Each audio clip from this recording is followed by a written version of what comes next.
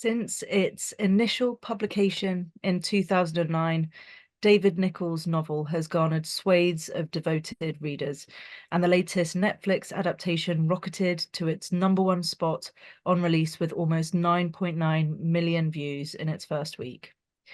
Good evening, I'm Molly Rosenberg. I'm Director of the Royal Society of Literature, and welcome to everyone joining us around the world tonight. Tonight, live and exclusive, we have a special RSL event, part of our Books Plus series, where we look at books that intersect with other artistic media. David Nicholls is joined by Nicole Taylor, the screenwriter and executive producer of the TV adaptation, to discuss their work on One Day. Chairing this conversation is author and journalist Dorian Lynskey. David Nicholls, is the best-selling author of 6 novels. His debut novel, Started, became a cult bestseller and has since been turned into a musical. His following books have also been adapted for stage and screen. He's a skilled screenwriter in his own right, garnering an Emmy nomination and a BAFTA win for Best Writer for his adaptation of Edward St. Aubyn's Patrick Melrose novels. His eagerly anticipated latest novel, You Are Here, came out earlier this year. Nicole Taylor is a screenwriter and producer. Her writing credits include The Nest and the 3-part BBC series 3 Girls, for which she won a BAFTA. Her feature film Wild Rose, starring Jessie Buckley, received 3 BAFTA Scotland nominations, including Best Writer and Best Feature Film. 2 of the best ones that you can get, I would say, and 10 BIFAs, including Best British Independent Film and Best Screenplay. Nicole also adapted Wild Rose into a stage musical, which opens at the Royal Lyceum Theatre, Edinburgh, in March next year, 2025. Dorian Lynskey writes about music, film, books, and politics for publications including The Guardian, The Observer, The Eye, and BBC Culture. He's the author of 33 Revolutions per Minute, a history of protest songs, The Ministry of Truth, a biography of George Orwell's 1984, and Everything Must Go, the stories we tell about the end of the world. He hosts the podcasts Oh God, What Now?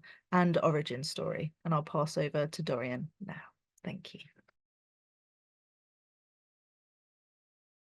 Hello, everyone. I'm the only person in this conversation who doesn't have a BAFTA, it turns out. But I'm working on it. Just to say right now, there will be spoilers. So if you haven't read or watched One Day, you probably shouldn't be watching this, and you should go away and watch this when it appears on YouTube afterwards. Why David Nicholls? So yeah, we're going to talk about adaptation. And Nicole, I want to start with explaining the process a bit, because it can be a bit hard to understand, you know, how a television project of this scale works. You're the lead writer, but there's a team of writers, some of which are kind of have the sort of lead credit on different episodes. And David himself wrote episode 13. How does all that sort of work break down? Well, it was going to be many, many parts. So much as I'd love to have written all of it myself, and also had a sneaky wee cameo by David writing an episode, especially that difficult episode that he did write, there was no way I would be able to do it all by myself. So it was definitely necessary to work with other writers. And that was an opportunity as well, because I've never done that before. So really, it wasn't a kind of American writer's room style setup, because we didn't really need that works for kind of breaking story, but we had what we needed, and it just needed to we had the book, so it was just a case of kind of allocating episodes to other writers, but thoughtfully, so they could sort of write to their strengths and their experiences. Right. But that was a very enjoyable part of it, but it was a bit different to what people might imagine a kind of writer's room type setup would be like. Yeah, people shouting funny lines across the room. Yeah. That was mainly David. Yeah, that was mainly over email. Yeah, that's how it went. So David, were you asked to write episode 13? Did you get to pick one? or was that the request? No, that came quite late. As far as I remember, Nicole, that came quite late. I'd very much handed over all writing responsibility to Nicole, along with Vinny, Bijan, Anna, and was very much enjoying that process. Yeah, I think we had quite a few scripts. We hadn't gone into production, but we certainly had quite a few scripts before I was asked to write one. And I was delighted because I was a screenwriter before I was a novelist, and a little bit intimidated, I guess, because I'm not the head writer, so I was going to get notes. I didn't have any kind of special dispensation to do whatever I wanted. And also episode 13 is a very tricky episode because until the major event, it's an episode that's about contentment. When I wrote the novel, it was actually the section of the novel that I got most notes about. It was almost as if once they got together, there was nowhere really to go. And I remember Nick Sayers, my brilliant editor, giving me quite a few notes about that section and me inventing stuff, not to pad it out, but to explore a little more what it was like for them to be living together for 3 years and what other issues might arise. So in a way, it's not the weakest part of the novel, but it's sort of the least essential, the least set piecey, the least spectacular narratively part of the novel. It's very much about, it's quite a domestic 3 years. So it was a tricky one, but I love doing it. I mean, I hadn't written anything for Emma and Dexter since 2008. So it was really lovely to go back to them, especially with actors in mind, and write new material for them. Because I mean, you've adapted books by like Dickens and Thomas Hardy, who are helpfully out of the picture on your adaptation. How do you sort of approach this thing that you're there to sort of, apart from the episode, you're there throughout the process to help and whatever, to sort of feed back to Nicole, but presumably you don't want to be too kind of pernickety and go, oh, well, you can't do that and you must do that. Is that a hard balance to strike, like just being there but not too there? Potentially, but I should give proper credit to Jude and Roanna and Nicole. We were all executive producers, and obviously there's a certain amount of etiquette to be established, and I think we set that up. I don't know if we set it up formally, but pretty early on it became clear that I'd be able to give notes, but that they would have no particular weight. That I would read drafts, but I wouldn't read them until Ro and Jude were kind of happy with where they and Nicole were happy with where they were. That I could certainly make suggestions, and the suggestions could be rejected. So accepting, it's not a demotion at all. It was actually a very comfortable place to be in, because I felt that the work was in very safe hands, and I knew good things were happening. I guess I was slightly protected from some crises. I didn't see the first 1 or 2 cuts of the episodes, because that can be quite a stressful stage of the process. But once it felt that my contribution would be something other than panic or then it was very, very enjoyable. Very happy process, actually. Yeah. Nicole, I read an interview with you. I think you said that when you were sort of approached with this job, that you had to reread the book quickly to just sort of to make up your mind. Was that? Well, I reread the book quickly because I was hoping not to feel about the book as I had once felt, which was, this is everything, Emma is me, this describes this is the one, this is the one.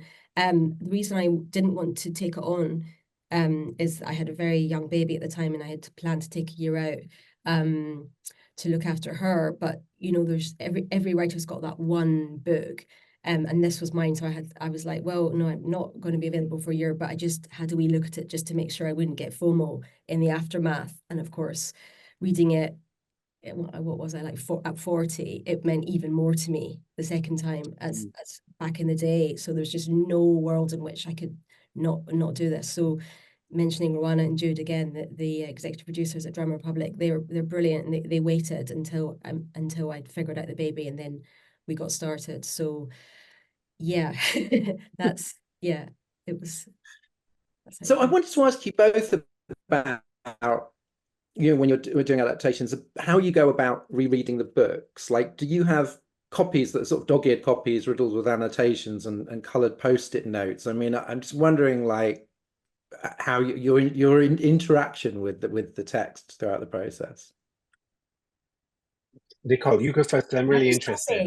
When back in the day when this novel first came out, like before everyone was obsessed with it and whole tube carriages were full of the orange cover, I thought I discovered it. I thought it was like, oh my God, this is the seminal text. Everyone, look.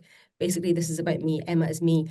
Emma is all of us. And I was like I was sort of an early adopter. So I was so deeply obsessed with this book that when David eventually sent me the manuscript on Microsoft Word, it was crazy. It was like having in possession this like sacred text. So that was incredible to be able to just hit print and like have this novel, have any novel, because I've never written a novel. So have a novel in that raw form was very exciting. So yes, I've got every book I've ever adapted with all the wee post-it notes all in the same shelf in my house. But actually having David's novel in Word was just like, oh my God, wow, this is amazing. So yeah, and then you can obviously move the pages around, so that was useful.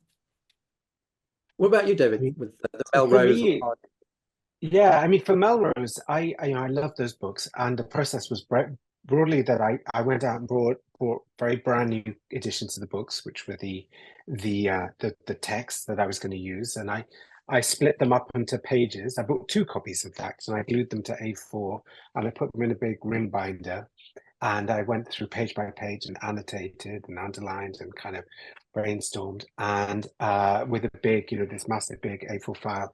And that proved completely untenable as a way of working. It was just too much. It was impossible to concentrate and to analyze it almost like an academic text, almost footnote it. And there's 750 pages of the Melrose novels, and it wasn't going to work. So I did that with the first of the novels, and after that, my great breakthrough was audiobooks. I just walked around London for a year, listening to the audiobooks one after another, over and over and over again, because you sort of want to absorb it and then let it go. And once I'd got to a place where I could instantly find any line, any image, any little snatch of dialogue, then that I felt better equipped to write it, because you don't often, there is it with adaptation, for me anyway, there is a certain amount of typing out of seeing what's on the page and thinking this is brilliant and transcribing it, but there are also all these other gaps you need to fill, scenes that don't exist, characters that need fleshing out, and for that you kind of need a sense of the book without necessarily having the book in front of you like an academic text. Because Nicole, it seems to me, as someone who hasn't done this, you have to sort of love a book in order to adapt it, but you also have to be willing to be sort of irreverent with it, that if you're just the fan that you were when you first read it, you wouldn't be able to change anything. Is that the sort of balance you have to strike with this? I think my attachment was just to the feeling that I had reading it and the feeling that it left me with, and to this girl. So those were the kind of, beyond that, I felt able to sort of make it work as a drama, but actually my love of the book didn't make me feel sort of glued to any particular detail. But I think, TV is so collaborative. So there were so many voices in a overwhelmingly positive way, actually. And also, I can't make anything good until I've written like 300 drafts of the thing. So I was constantly trying lots of different things. But the 2 things I think I held on to throughout were, one, Emma. Like, she could never not be that person who had meant everything to me, and I would instantly know whether me or anyone had taken her in the wrong direction. And the other thing was just the feeling that the book left me with. I knew how to evoke, like early on, I knew how I was going to evoke that in episode 14, and I held on to that. So those were the 2 kind of things that would never change, like my sense of this girl and my sense of where I wanted to leave people. And then beyond that, I didn't really know anything except that we weren't going to be using flashbacks or anything. It was just going to be this structure of snapshot, snapshot, snapshot. But then again, the flashbacks, they were material for other things and other scenes and other conversations. So I was constantly fixing the book, even though I wasn't using things exactly in the place that they always were. Because I reread the book immediately after the show, and there's I was surprised by like how many bits of dialogue were straight from the book, but also I was surprised by the fact that I really couldn't tell while watching the show what was in the book and what wasn't, because of that consistency of tone, which of course you're aspiring to. So you essentially are you trying to get to this point where you just know what the characters would say in a situation, the words they use, because you've got this sort of treasure trove of dialogue, but then you've got so much more to add. Is that what takes the time? Everything takes the time. I think I'm generally a very inefficient writer, because I really do come to things just by, I feel like I write in layers and I can only get one thing working at a time. So I'm really keen on drafting and drafting and drafting. But in a way, screenwriting, especially the way I started writing episodes on other people's series, I was writing things for Gene Hunt, in Life on Mars and Astronauts. Like that is the basic job that you learn straight away, how you write in a consistent voice for characters that other people have created. And to your point about the dialogue, I think it surprised a lot of people that I used like so much of the dialogue. And at first I didn't, because I felt like, oh my goodness, what are they hiring you for if you're just coming up with dialogue? So I experimented with not using the dialogue. But David's a screenwriter, so his dialogue is, that's not the only reason why his dialogue's really, really good, but his dialogue is brilliant. So usually if you get a book to adapt, it's not going to be, the dialogue's not going to be as good or better than what you can write. Whereas here, it's bloody excellent. There's no reason not to take it. And then part of what I've kind of learned doing this job for a bit is just how you kind of write in that voice. So yeah, I'm glad that you felt that it was seamless. But yeah, I got over myself, and I'm so glad that I did get over myself. And yeah, I just smashed and grabbed whatever I could and whatever I needed from the novel in terms of dialogue. David, do you think that screenwriting is why you write the novels the way you do? Because there's some very good novelists where their dialogue does just sort of sit on the page, like it reads fine, and then you try and speak it with a human mouth, and you realize it doesn't sound like people talk. Yours does, and also the sense of sometimes of set pieces and imagery. And is that all feeding in from that other lane of your work? That's very kind of you. I guess I'm very influenced by a kind of style of dialogue that isn't naturalistic, and that comes for me from film and television. And there are a great many film influences that found, when I was writing the novel, found their way onto the page. I'm thinking a lot about classic romantic comedies of the 1930s. I loved that style of dialogue. I was thinking about, obviously When Harry Met Sally is a touchstone, and The Way We Were, films that I watched over and over growing up, where there's a kind of archness and a heightened quality to the dialogue that has a kind of bounce and rhythm.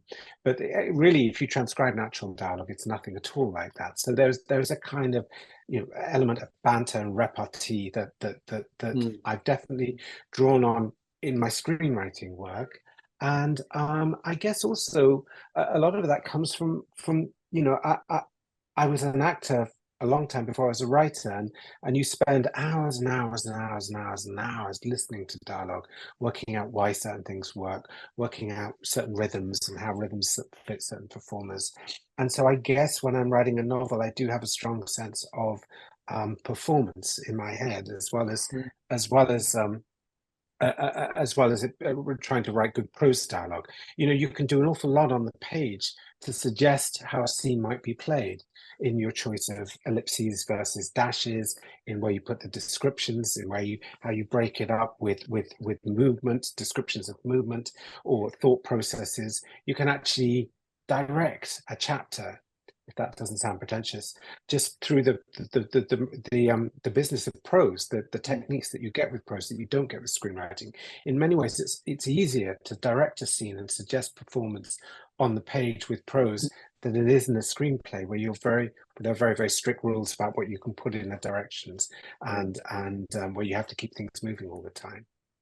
I was going to say, nothing is pretentious in this space, and anything goes. Nicole, the thing I was really surprised to read was that you considered changing what happens to M. I phrase that vaguely, if this is the last Yeah. chance to spoilers. That I suppose seems so fundamental to the story that I couldn't imagine an alternative.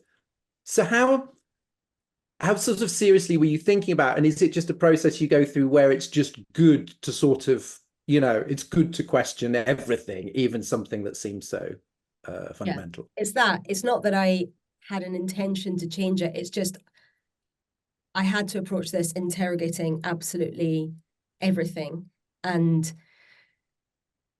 that had to be done as well. I didn't spend very long on it, but I think it was worth doing because I mean, I guess everyone who's here has already read and seen it, but I don't know to what degree I can talk about it. Maybe best to just move on. But no, suffice to say, I did not have some great alternative pitch for the ending. I just wanted to really not take anything for granted and just try as best I could to always imagine people coming to this who hadn't read the novel and who were younger as well, and who were bringing different things to the material together.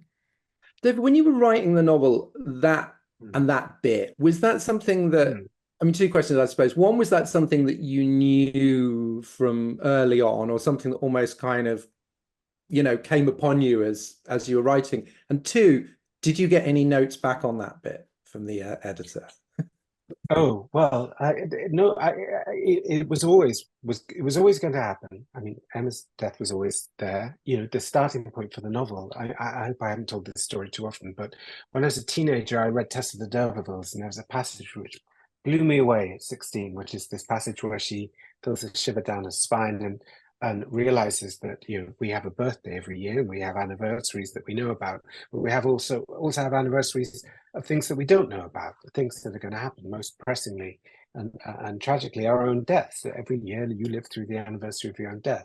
If you say that to a 16-year-old, especially a 16-year-old like me, that'll blow their minds, and it did.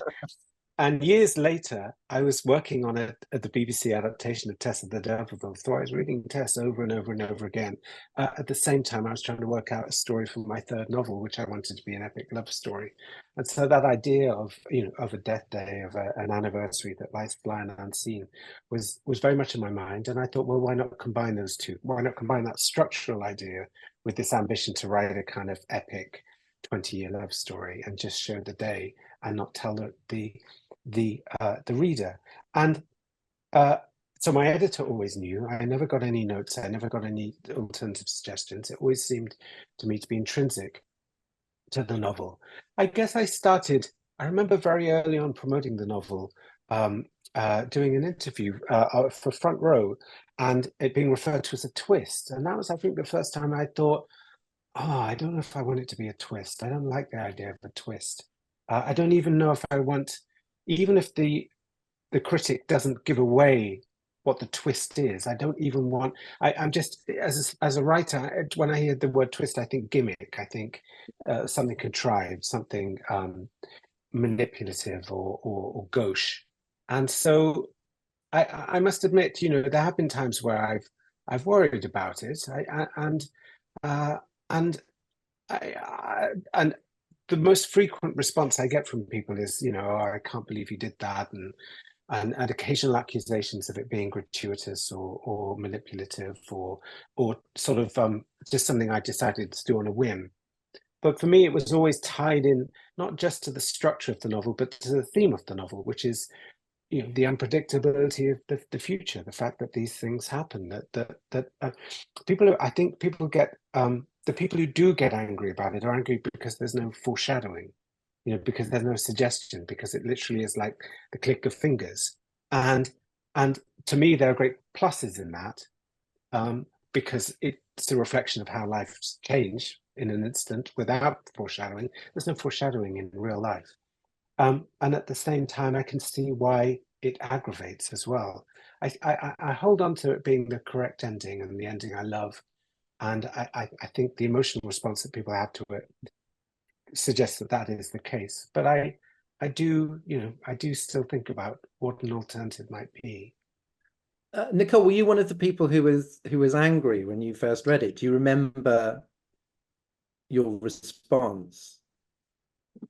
Yeah, I was on the tube. I was just horrified, as everyone was, and I couldn't believe it. And I just, when something, a death in art, sort of, you go through you almost go through the stages. It's like, at first I was like in denial. I just turned a few pages back and just read back up. Like, it was so disorientating.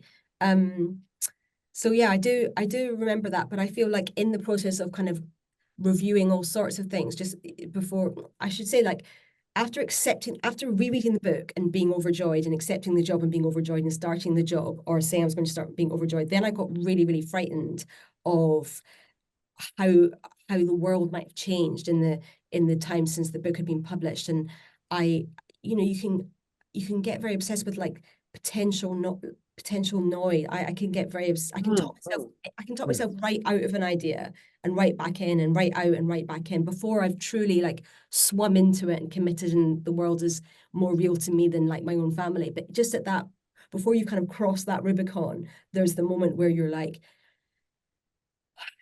does what happened, is it, all the kind of the noise of like, I want to describe this because it was such a kind of key feeling at the beginning of this process was, are young women going to be able to relate to this girl who seems so exceptional and have so many qualities? Are they going to accept that she's so into this guy who maybe through a modern eye is like a kind of fuck boy or a soft boy or whatever these things mean? Do you know what I mean?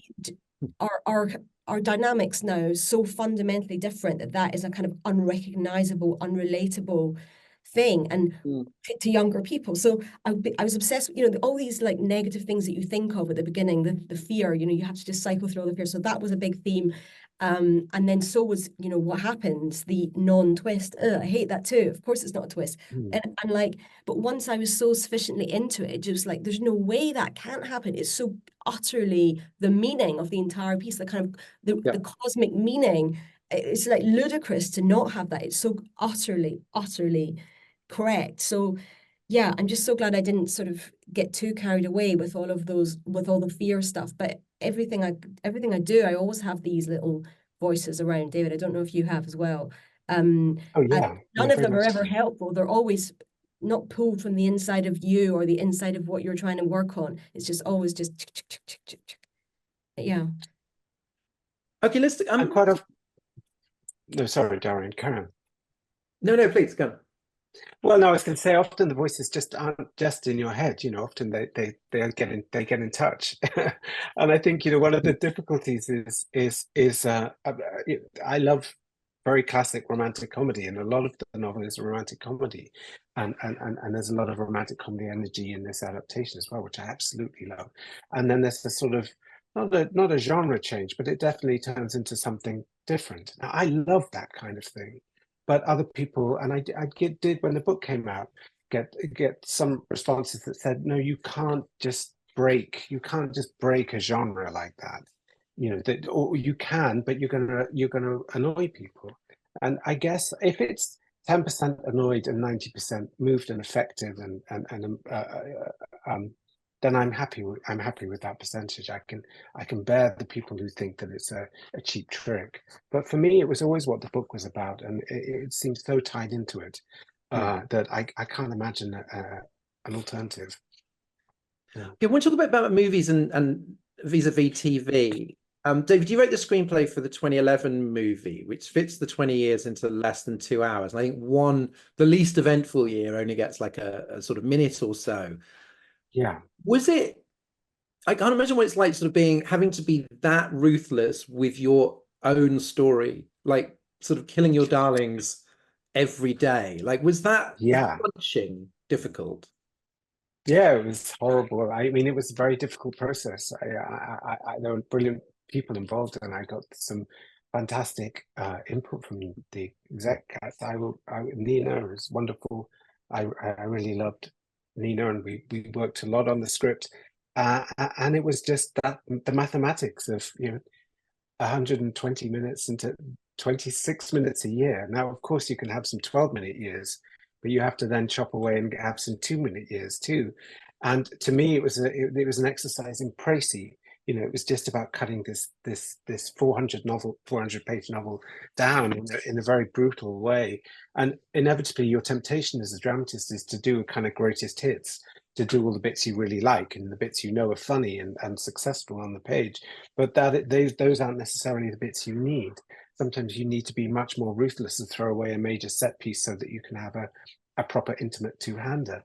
So those decisions are terribly, terribly difficult. And I think the first cut of the movie was about 2 hours, 20 minutes. You know, it was long and much more faithful to the book, but that didn't work either. It's not just about length. The major problem is a structural problem, which is that when you adapt a book into a screenplay, into a movie, each chapter becomes a scene. And a chapter isn't a scene. A chapter is an episode. I mean, people talk about novels being episodic, and that's because a chapter has its own beginning, middle, and an end. It has its own style. It has its own little hook at the end to take you into the next episode. So the structure of a returning series, not a returning series, I'm sorry. The structure of a drama series, a serial, is much, much, much, much closer to the structure of a novel. It's a much better analogy for a novel. It's much more analogous to the structure of a novel. And so the movie form with its 3 acts and its short scenes, and it's usually single protagonist, doesn't really fit this novel. And yet that was a form that didn't exist when the novel came out. So it's almost as if we had to wait for this whole genre and this whole format to come into being before we could find something that would fit this book.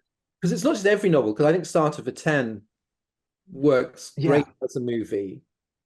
And maybe it's that passage of time dimension as well, that's sort of part of it. And Nicole, what I loved was the flexibility of this, is that it doesn't have to be 1 episode per year. The lengths can reflect the action, essentially. You know, they don't. Essential, yeah. I mean, if we'd had a 30-minute slot, or God forbid, an hour slot, we could have never, ever have made this work. It was such a luxury and so necessary to be able to just tell each year in the form that it needs to be told, and be very flexible on the note. Yeah. And one of the things that really struck me comparing the two is that M is just likable in any format, whereas I felt that Dex, particularly, also Sylvie, were far more sympathetic in the show than in the movie. And that's, you know, obviously the actors are doing sort of great work, but it also felt that maybe with some characters, the viewers just need more time, because they can be superficially dislikable. That Dex can do all the annoying, repellent stuff, but then there's also space for the vulnerability. So is that part of what that kind of broader canvas can give you, is just a way to sort of deal with these characters who in smaller doses might just seem kind of obnoxious?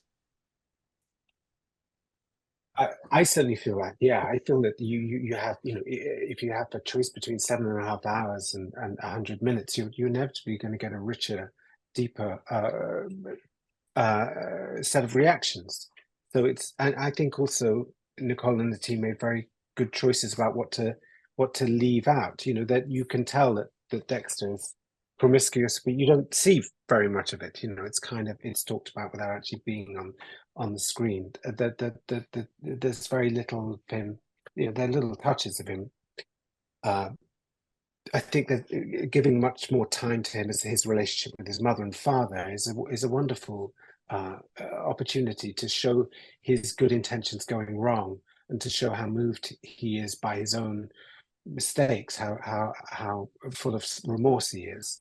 So yeah, that's the stuff that when you have a 120-page screenplay and you've got to get it down to 100, that's the stuff that gets crossed out, and that's the stuff you need.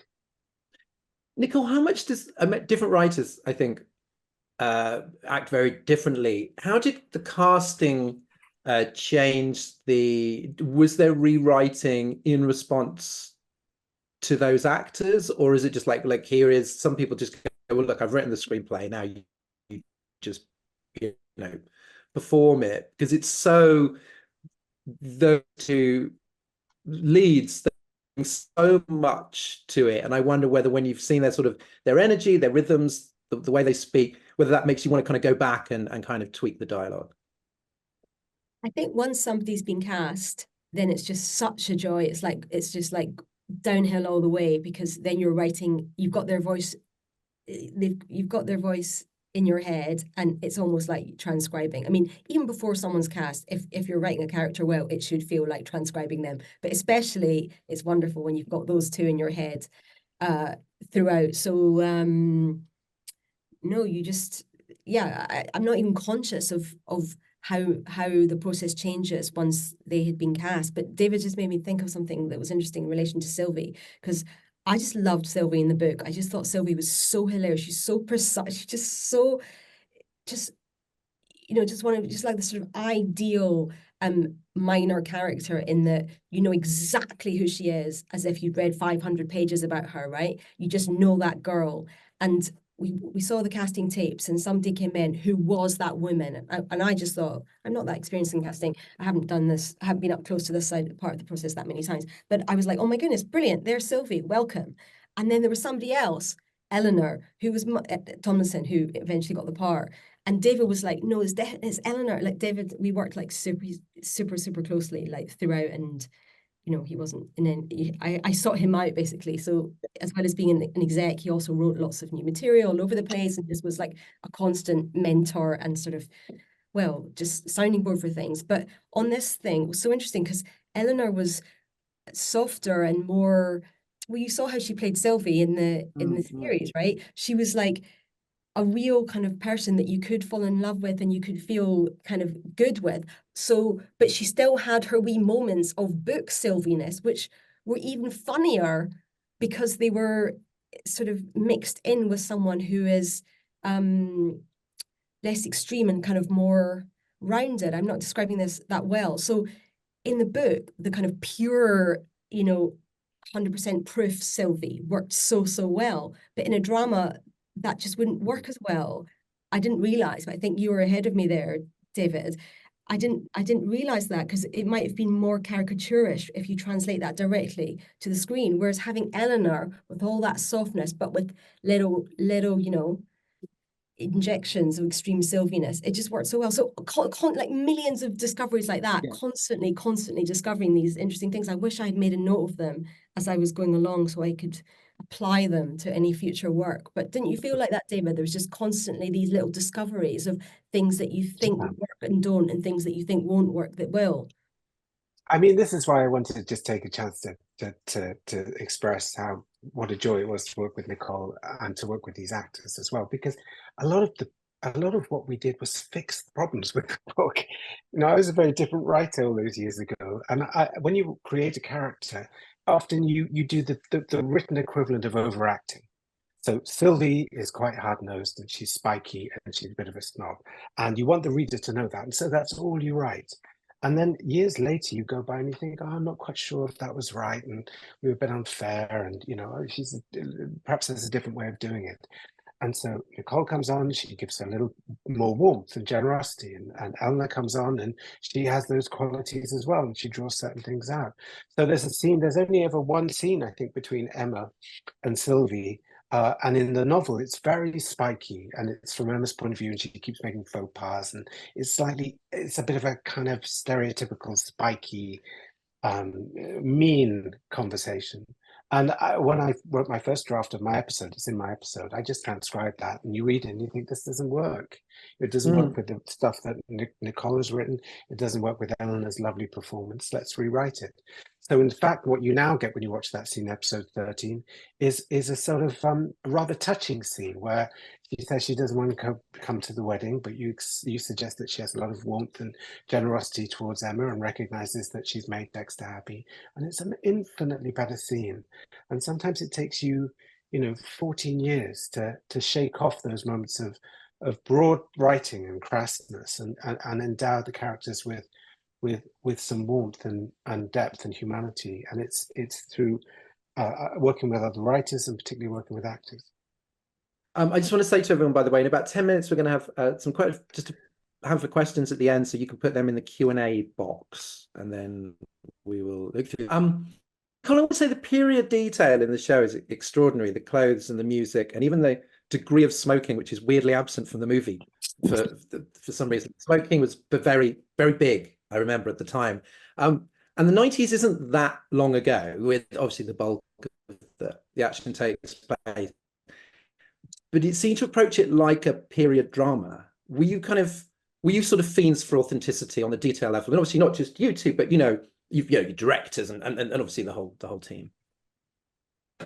Yes, I remember writing so pretentiously in the original pitch document that I wanted people to watch this and have a Proustian rush, remembering the 90s that feels so near to most of us, but also just like millions of years ago as well. So it was all meant to be not the kind of, the note was the production design should be not our collective memory of the 90s, not the things that have made it into I love 1990, I love 1991, just like the real tiny wee things that aren't on Instagram and that sort of thing. So a world that we would totally recognize, but with those tiny touches that are just totally gone. And that's, sort of so much less is more.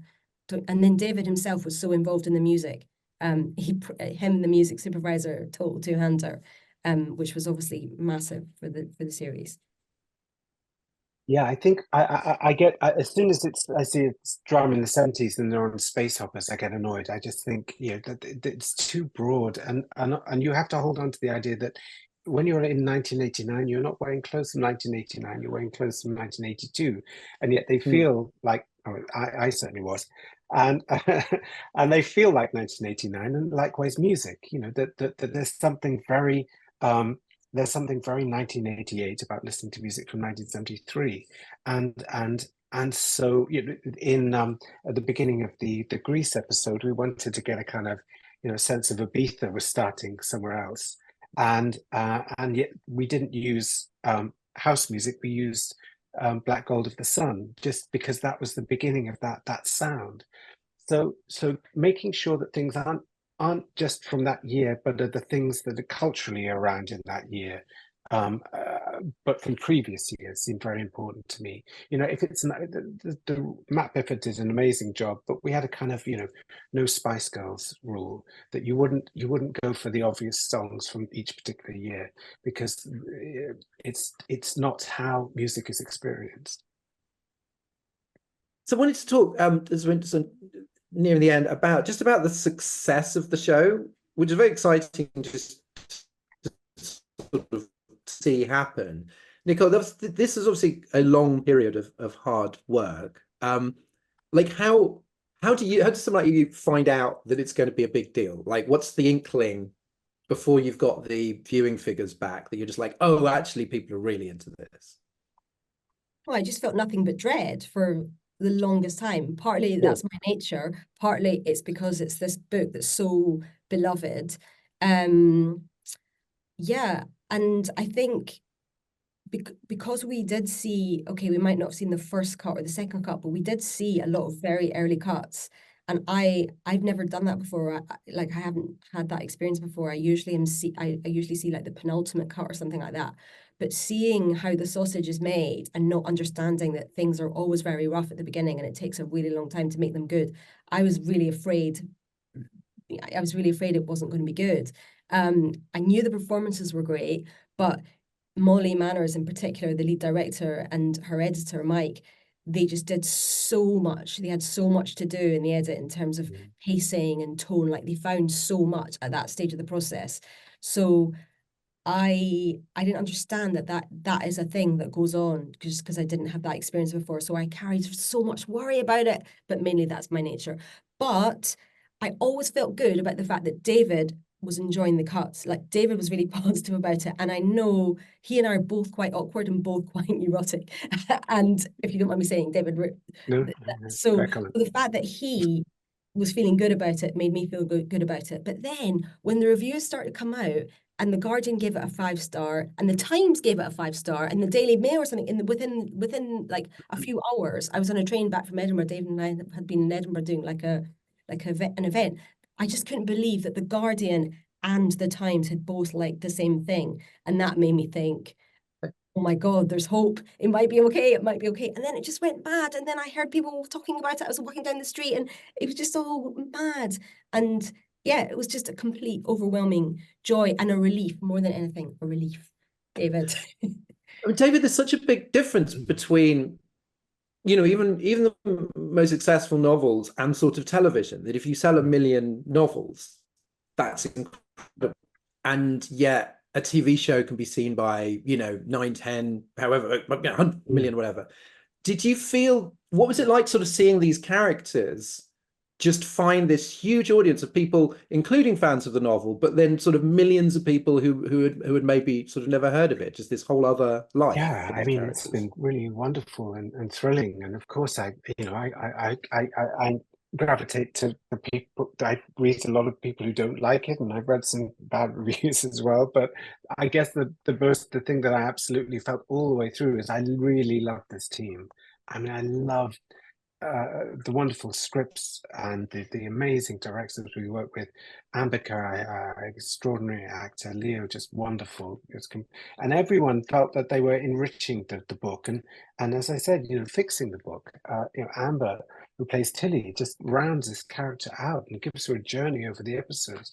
So for me, it was wonderful to see not just a recreation of the experience of reading the novel, which is what a novelist always hopes for, but embellishment.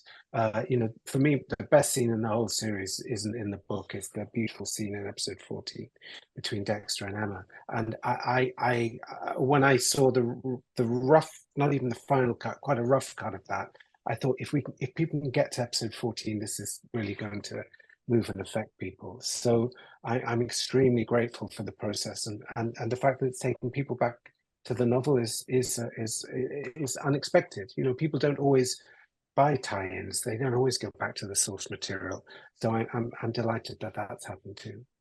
And so the last question for me was, once you've gone through this process of adapting a novel that you love and all of the the stress and the dread and the million rereadings, is it possible to ever read it and enjoy it again, or have you ruined it for yourself? To both of you, with obviously different novels. I haven't been able to watch the series, but I have gone back to read the novel, and it sounds so cheesy, but I just need, it's like a way of letting it go, because as much as it was such hard work and like quite overwhelming at times, because it was just so many episodes, so much pressure and so on, like after the reviews came out and people enjoyed everything, I was like, right, I just want to go back to the start with this and just have my wee time again, just one more time with the novel. So can't look at the series, just cannot look at the series, but I have reread the novel. Yeah. I mean, I haven't read the novel since 2009.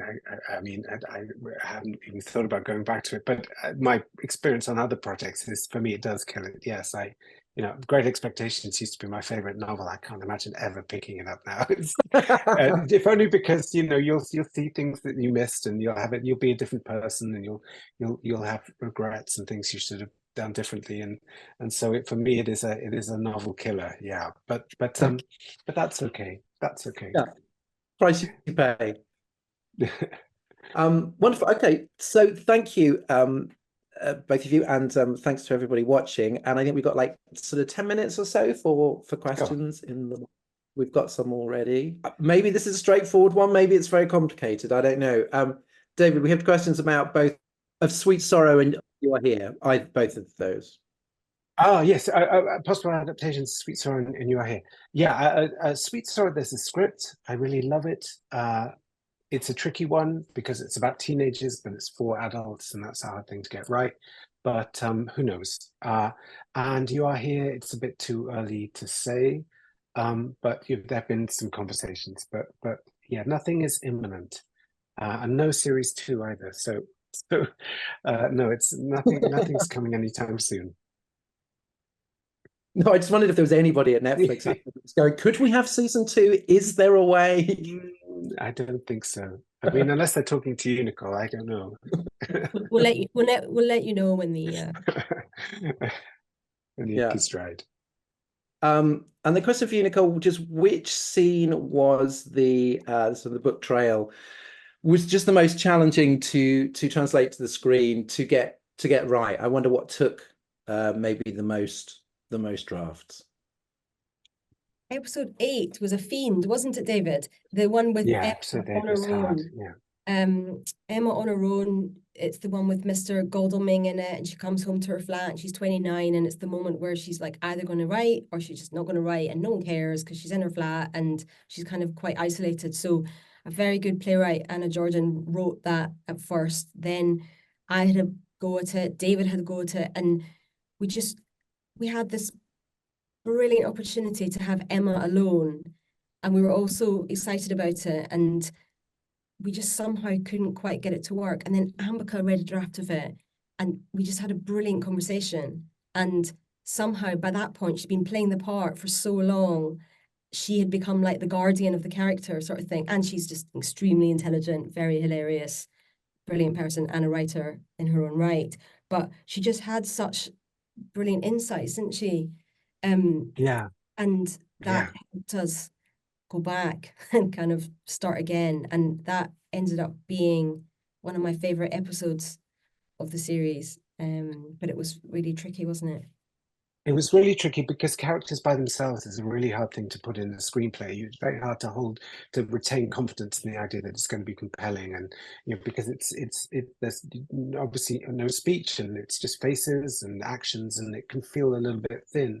But I'm a big fan of listening to actors. There's often this thing about writers resenting it and ignoring actors' notes and input, and my experience on this. I'm sure Nicole will back this up, has been that when actors are as great as this, and when they have strongly held ideas, and when they clearly understand the characters, then you do benefit from listening. Even if you don't do everything, you will definitely get a sense of the direction you should be looking in. So another one. Thank you so much. Lovely talk. I was wondering if either of you had lines from the book that they thought absolutely needed to be included in the show.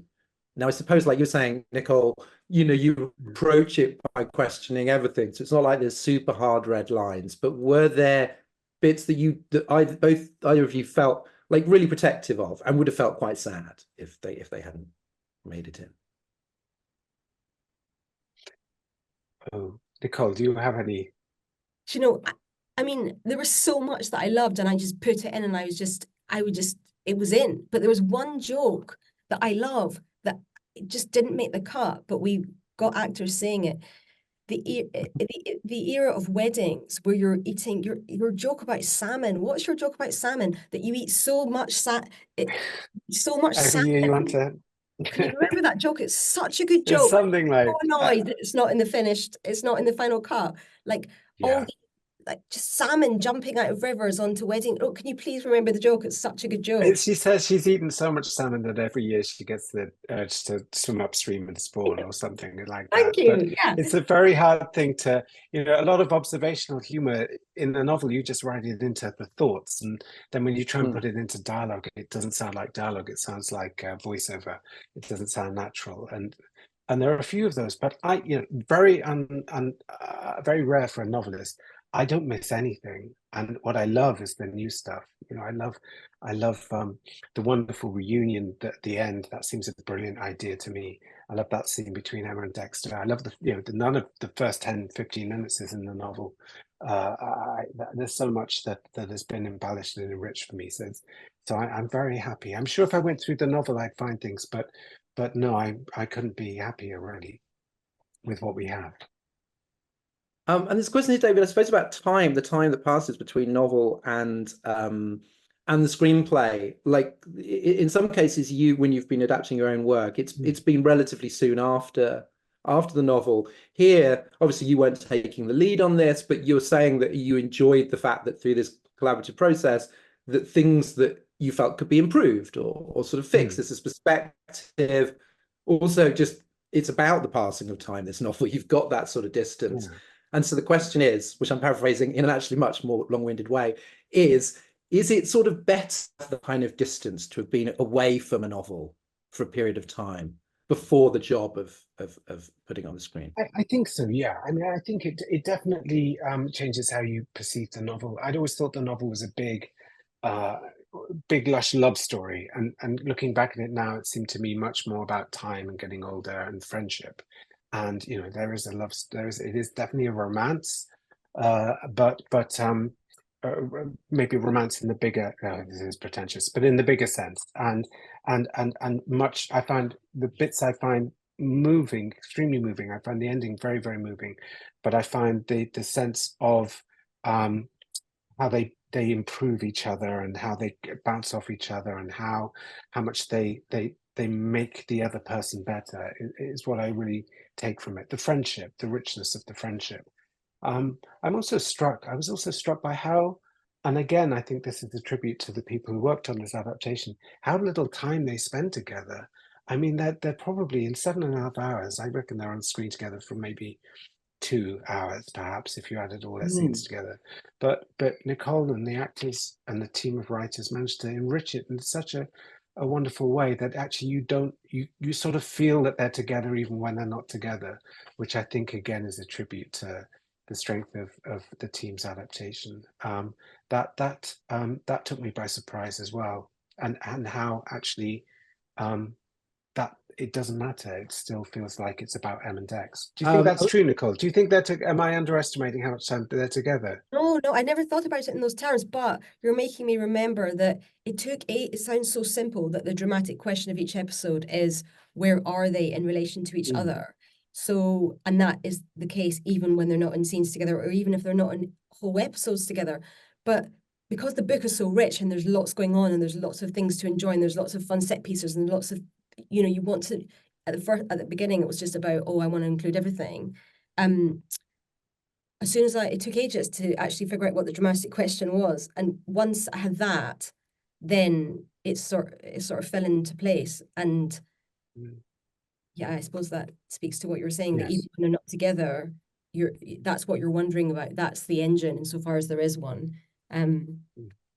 I've got another here. I presume these are all different people, or someone called anonymous attendee is just hogging the whole chat. But it sort of goes back to something we were talking about earlier about how you start. He's literally saying, or she is literally saying, what is step one? As in, do you start, when you actually start adapting and start writing a scene, do you start at the beginning, or is it better to go for one that you just have this, that seems easier, or that you have this strong emotional connection to, sort of go for the low-hanging fruit? Like, what's your day one of writing? You broke up a wee bit during that, but I think I've got the gist of the question. Well, a bit like what David was saying about his St. Aubyn novels. I mean, I printed off his manuscript and just like poured over it as if I was doing a PhD in it. And then you kind of step back from that and you just feel a bit overwhelmed, and it doesn't particularly help. I suppose in this case, because my take, insofar as I had one, was just, I want to be super faithful to the book. Like, it's all about a faithful adaptation to the book. I just want to give you the feeling that the book gave you. Then pretty much my first attempts on this was just to very faithfully adapt chapter 1 into episode 1. And we all, went and did it a few times. We all liked it. We got a version that we all liked, handed it in at Christmas like 200 years ago, feeling all good about it. It was just Emma and Dex.